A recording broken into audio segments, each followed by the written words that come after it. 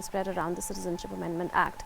Well, for more perspective on the decommissioning of the MiG-27, we are joined in the studio by retired Wing Commander Praful Bakshi. He's flown the trainer version of the MiG-27 himself and thus can speak out of experience. Welcome, Wing Commander Praful Bakshi, to Midday Prime. Now, what are your thoughts on the capability of MiG-27 that has been decommissioned today? To tell you the truth, this is one of the historical days for Indian Air Force strike fleet, because MiG-27, when it is a follow-up of MiG-23 originally, and they both share the same trainer aircraft, and MiG-27 was a exemplary ground attack, low-level ground attack, long-range aircraft, which could take multiple of weapons, from laser-guided bombs to TV-guided bombs, to 4 to 5 types of rockets, and 2 types of cannons, I mean the 23 mm, 30 mm. Now, this is a very lethal platform, and it could strike up to close to 780 to 800 kilometer. It was its range, and the top speed was 885 kilometers. Now, this aircraft was a actual backbone of the strike fleet, along with, of course, we have others like Jaguars we had. But the question is, this was very fast and very lethal, and number of countries used it besides India, Russia, Ukraine, Sri Lanka. In Afghanistan, it was used in an exemplary manner, and of course Kargil.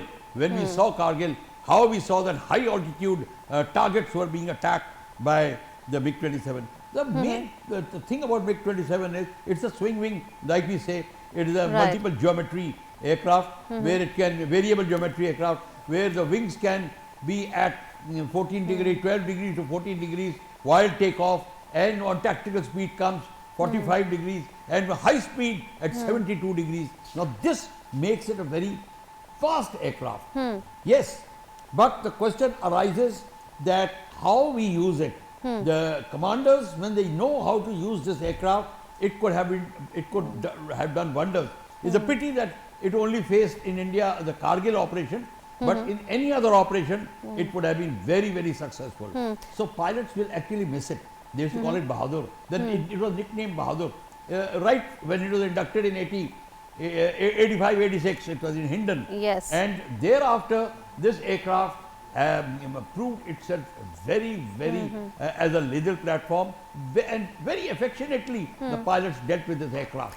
Is it for the characteristics that you've cited that it became so successful during the Kargil operation? I remember Group Captain Nachiketa was flying it when he ejected from it, and he was in captivity for a few days in Pakistan as a POW. So, what are your impressions of why it was really so successful during the Kargil war? It was very successful. When Nachiketa, you know, of course, unfortunately, he had a flame out. He was not hit by enemy. It was basically a flame out, and he ejected, and that was an unfortunate incident. But the question is, they were carrying out relentlessly the attacks on various high altitude, all the targets. I don't have to name the targets, but the question is, but the result is that thereafter Pakistan Air Force and Pakistan Army decided not to further escalate or advance, and that is why, because they knew the lethality of Indian Air Force, and this is where the old adage comes: if you have air power with you,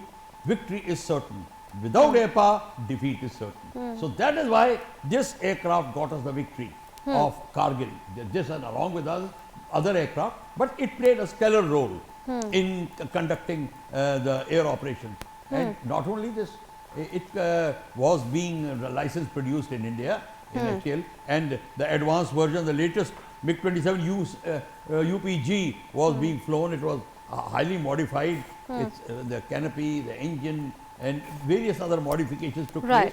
And it would have been, it was served us very well if the engine life had not run out, or the airframe life had not run out. But what did it really mean for a lethal capability at the time of acquisition in the mid-1980s? And you told us that there was license production also that had happened. So did we see an element of indigenization to a small extent there as well? Yes, indigenization programs are basically is what has been required. What this present government has found out, that because of lack of indigenization, our military aviation and all other sectors we have lagged behind because we did not make our own machine. We did make HF-24 once, but because of wrong policies of our governments, we grounded the aircraft, and that is the time when MiG-23s were inducted. The question is, this sort of an indigenization program should be in our doctrines, and that was not there. Now the present government, I believe, is going very fast on Swavlambita, indigenization, make in India aspect, and very soon, if this had come about 8-10 years back or 12 or more back, we would have had more aircraft like MiG-27 or even advanced versions of MiG-27 made in India. We had the capability, but we did not rely on our capability. We did not even tap our resources and capability resources because probably we did not think on those lines. That is why. But now we are thinking on the lines of indigenization under Make in India in the defense sector. Having said that, there is also a modernization drive which is underway of the Indian Air Force. A couple of months back, we saw how the first Rafale aircraft was handed over to Defense Minister Rajnath Singh. You know, what's the road ahead in terms of modernization of the Indian Air Force? Yeah, that's right. When you talk of modernization of defense forces, the Air Force comes first. Because both Army and Navy require the air cover, and that is why Air Force is required everywhere. That is why modernization of Indian Air Force is absolutely mandatory. And I must say, I'm sorry to say that we have lagged behind. We must, at the moment, as per me, we should have 50 squadrons. The book says we should have 45 squadrons or 42. We are down to 28, 27 squadrons, rushing towards 22 number. Imagine our squadron number is depleting so much. It means if we have to fight a two-front war, what do you mean? China and Pakistan and even Bangladesh is becoming very strong. We will be having a uphill task if we don't wake up now. That is why if the present regime has undertaken the indigenization program at a war footing, it's very good. But absolutely. Why it should have started 25 to 30 years back, then probably I wouldn't have been talking like this here. Yes, absolutely. But like you're saying, there's a lot of impetus that is being given now to defense modernization. Thank you so much, retired Wing Commander Praful Bakshi, for having joined us on Midday Prime.